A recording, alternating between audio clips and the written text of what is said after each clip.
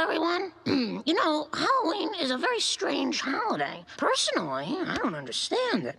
I don't know, kids worshiping ghosts, pretending to be devils. Oh, things on TV that are completely inappropriate for younger viewers. Things like the following half hour. Nothing seems to bother my kids, but tonight's show, which I totally wash my hands of, is really scary. So if you have sensitive children, maybe you should tuck them into bed early tonight instead of writing us angry letters tomorrow. Thanks for your attention. Hello!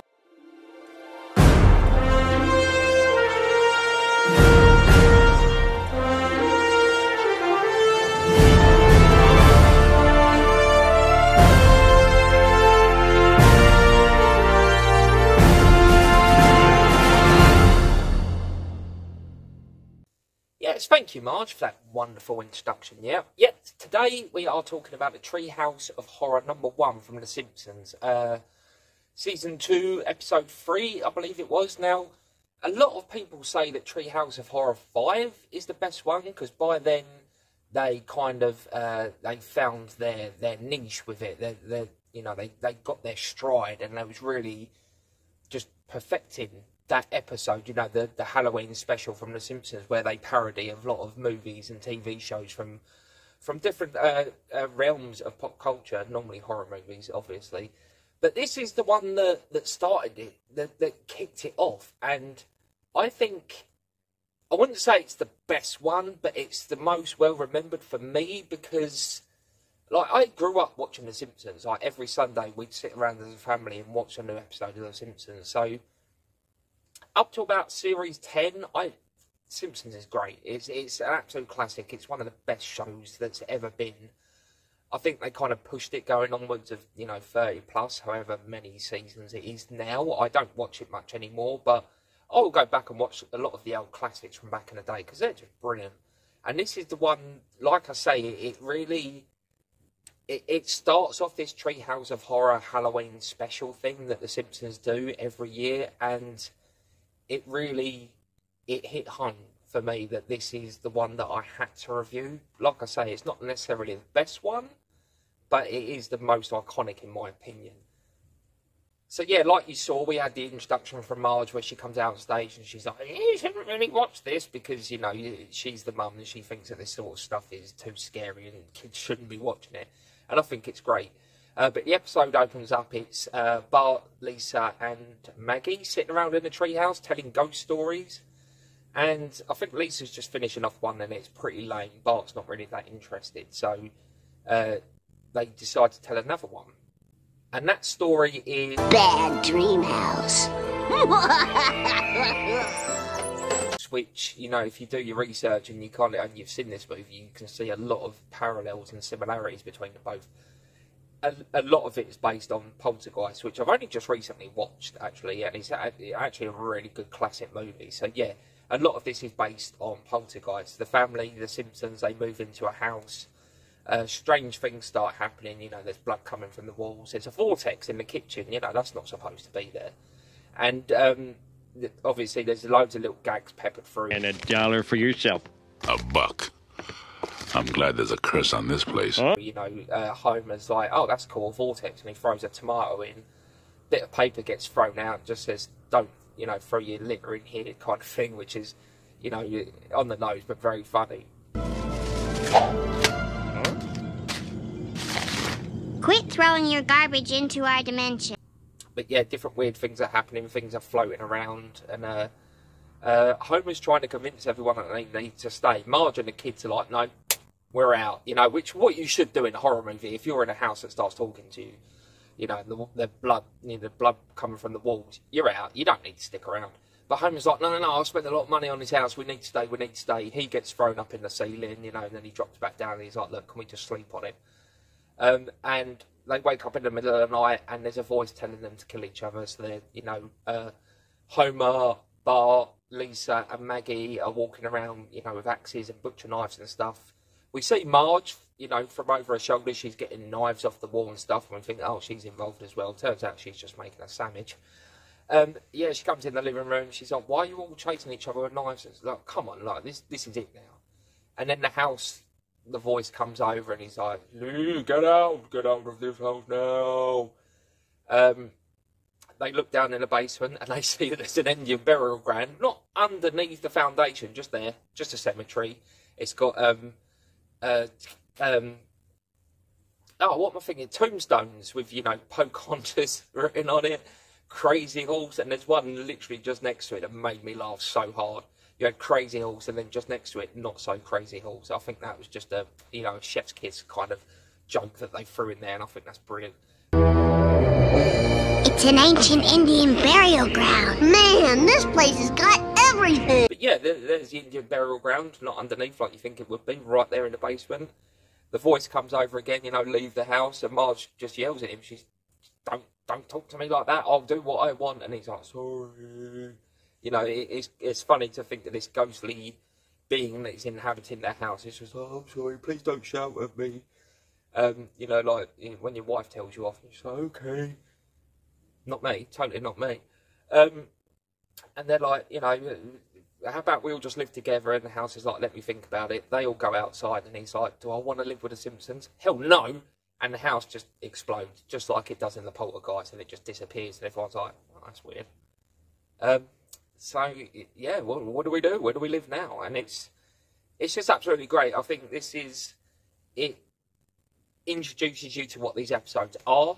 It's very quick, it's very snappy. It's like, what, 4 minutes long? Not even that. And they encapsulate a whole movie and tell you what the whole movie is and what it's about, and they give you the Simpsons flair with it, and they wrap it all up in a nice little bow, and it's very quick and just to the point, but gives you lots of information. I think it's great. It chose to destroy itself rather than live with us. You can't help but feel a little rejected. So next up, we have Bart telling his scary story, and his story is called Hungry Are the Damned.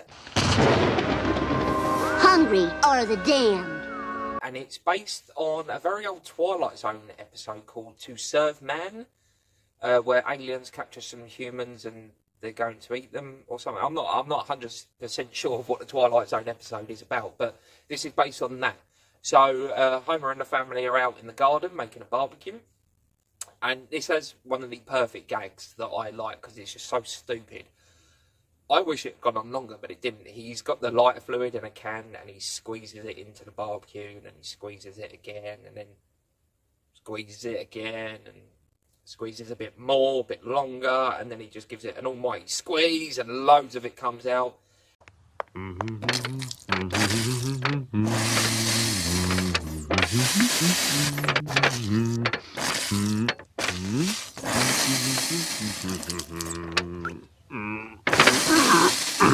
That should just about do it. Man alive, there's nothing better than a hamburger grilled to perfection.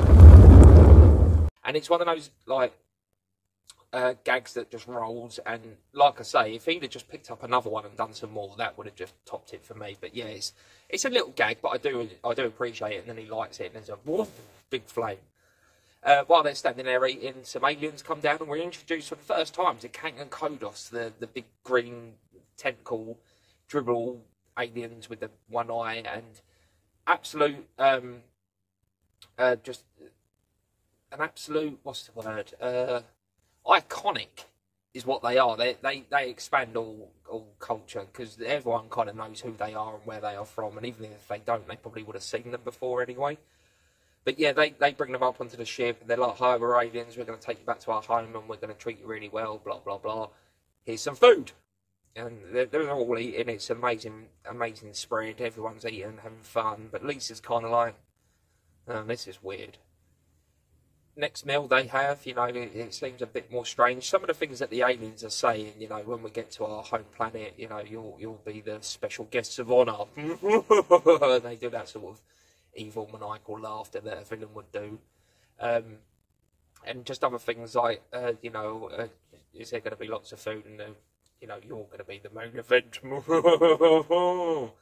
Lisa's like, hold on a sec. Something's not right. So she goes and sneaks off, and she's investigating. And while Homer and the rest of the family are getting weighed, because, yeah, why not? That's totally normal. Lisa sneaks into the kitchen, and she comes across a cookbook. And the cookbook says on the front, how to cook humans. There you have it. there you have it. It's obvious what's going on. The aliens are fattening them up. They're going to take them back to their home planet and they're going to eat the Simpsons. It's obvious. It really is obvious. She comes into the family and shows them the book like, hey, look, here we go. How to cook humans. I told you something wasn't right. You don't believe me? Then just look at this book that I found. It's right there, black and white. One of the aliens comes in and he looks at it. He says, no, that's not right. Blows on it. Well, first he opens up a little window that wasn't there before and on his space helmet and blows some dust off. And there it says, how to cook for humans. It's just a little dusty. Ah, silly Lisa. Hold on a minute, says Lisa. There's more dust on there. Blows it off. How to cook 40 humans. Still suspicious now. See, look, they're obviously going to eat the Simpsons.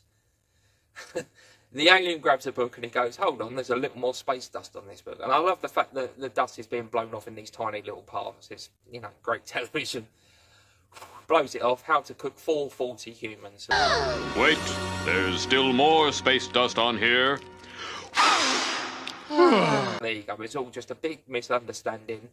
They just wanted to, you know, take the Simpsons in, give them some nice food, take them to their home planet and make them, you know, gods, essentially. He even says at the end of the episode, you was gonna experience something so much more than love, so much more than fun, so much more than happiness. But now we can't because you obviously don't trust us. So Lisa's like, oh yeah, shit. Sorry about that. She didn't swear because it's a kid's show.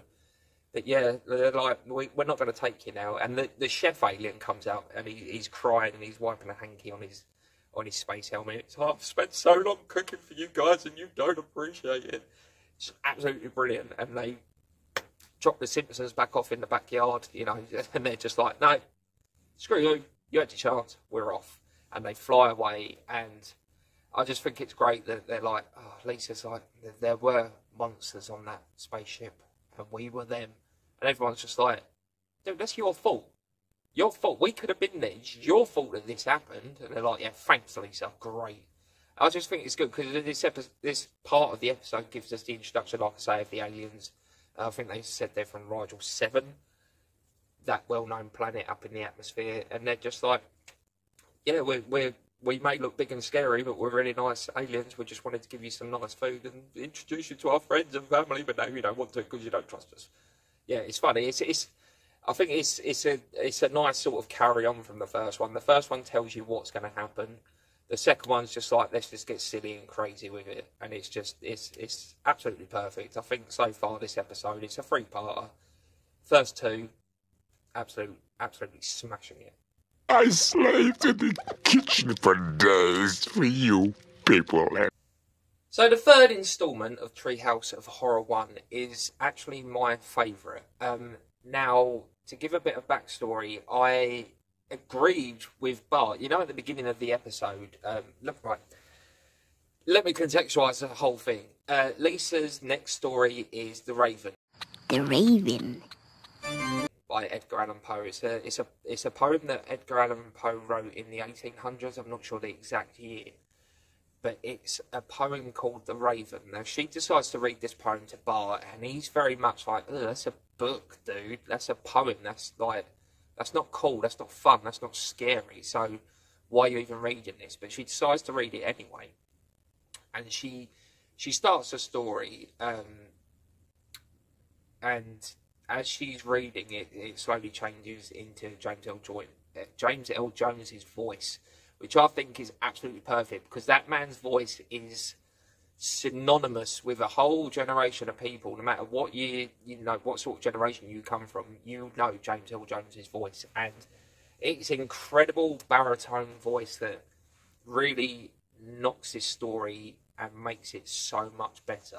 But yeah, like I said, I agreed with Bart in the original. Like, when I was younger, I was like, this is boring. This isn't really that scary. The others weren't really scary, but you could feel the horror behind them.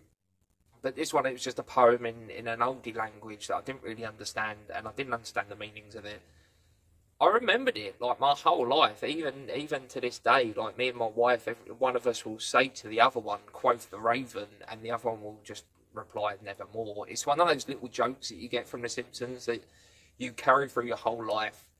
And sometimes you don't even remember where it comes from, but it's just one of them things that sticks with you your whole life. And this is one of them, quoth the raven, nevermore. I always remembered that.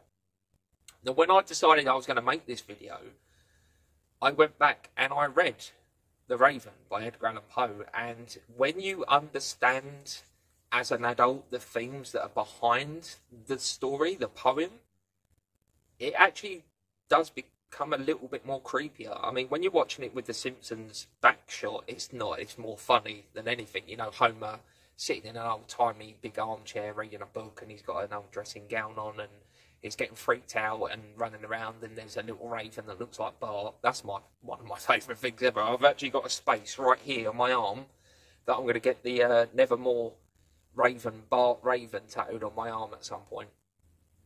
That's how iconic that is to me. But yeah, if you go back and you read the poem, you know the themes behind it. It's about loss, it's about grief. You know, the character that Homer's playing, he's sitting there inside his room in his house, and he's grief-stricken because he's lost the love of his life, Lenore. They refer to Lenore quite a lot, and I like the fact that it's Marge, and there's an old oil painting going up the wall. It's really tall because of her big tall hair, and then because her hair's sort of leaning over a little bit at the end, there's a separate painting just to add that extra little bit, and I think that's a great little gag. Sorrow for the lost Lenore, Oh, Lenore. for the rare and radiant maiden whom the angels name Lenore. And again, with these Simpsons things, they're trying to do something serious, but there's loads of little gags peppered in just to make it even better. Tell me what thy lordly name is on the nice plutonian shore. Quoth the raven. Eat my shorts. Bart, stop it. He says nevermore, and that's all he'll ever say. But yeah, he's dealing with the loss of his loved one. We don't know why she's gone. We don't know whether it was that she died or that she left. Either way, he's dealing with that grief of losing her. And he's slowly slipping into madness, sitting in his room, just thinking back to the times that he had with Lenore. And now he's lonely, and he knows he's never going to get that back. And that's what the representation of the Raven is. The Raven comes in, and the reason it keeps saying nevermore, it's saying you're never going to see this person again. They are gone. Nevermore will you see them. Nevermore will you hear them. Nevermore will you spend time with them. They are gone. And it's about him slipping into madness because he's so distraught with what's happened, he just can't cope. And he's slowly going madder and madder. And that's what the poem's about.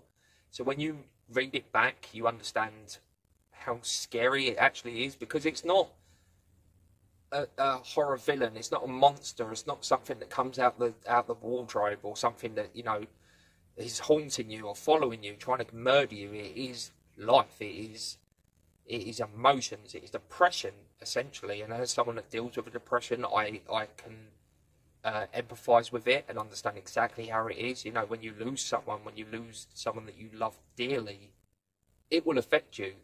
No matter how big and strong and tough you think you are, it is going to hit you. And that's why I like this episode, and that's why I picked this episode, because it's not just the greatness of The Simpsons, because The Simpsons was great. It's, like I said before, it's iconic, especially the first few seasons. You know, I could go back and rewatch them over and over again. But it's the fact that they deal with the heavy stuff as well. And to throw it in this episode, The Raven, and really hit it on its head and do such a good job of it, I think it's absolutely amazing. That's why I picked this episode. I picked it for The Raven because, you know, we all go through tough times. I mean, if you're actually a regular watcher of this channel, like, why? But I was gone for 3 years. I stopped recording for 3 years because I was having such a hard time, and that's why I'm back now, because I'm feeling better. I miss doing this. I enjoy doing this, so I'm back. And quote the Raven, nevermore. Nevermore. Nevermore. I'm not going to stop again. So yeah, that was the Simpsons Treehouse of Horror #1 from season 2 of The Simpsons. And you can tell by the animation that it's old, but I feel like that gives it more character. And I actually really enjoy that, because it's back in a simpler time when it wasn't all CGI and AI. Oh, spooks me out. But yeah, so that for that reason alone, this episode, The Simpsons Treehouse of Horror 1, is getting a 9 Ravens out of 10. And I'm not going to give it a 10 out of 10. Nothing's ever perfect, but it's as close to without being perfect. And I absolutely love it. So that's week 3 of my October Halloween TV special episode review thing, even though Aaron talks films, but I'm talking about TV. I'm going to think of a shorter title. But that is number 3. Next week is the final one, and it's probably one of my favourite Halloween episodes of all time. Here's a little hint to what that's going to be. I'm lost here. What's up with your hair? They don't know who they are. Everyone's turned into a monster. It's a whole big thing. Brilliant. Can't wait.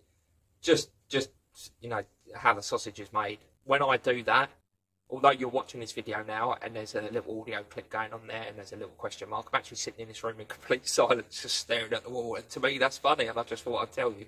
But yeah, I'll speak to you next week and we're going to be talking about that episode right there. I've been Aaron Talks Films. Thanks for watching. Hit, you know, the subscribe button, the like button and all of that jazz. Leave some comments down below. Let's have a conversation about The Simpsons, how good it used to be, and how, to be honest, I've not seen any new episodes, so I don't know. But yeah, hit some comments in there anyway, and I'll speak to you next week. Goodbye.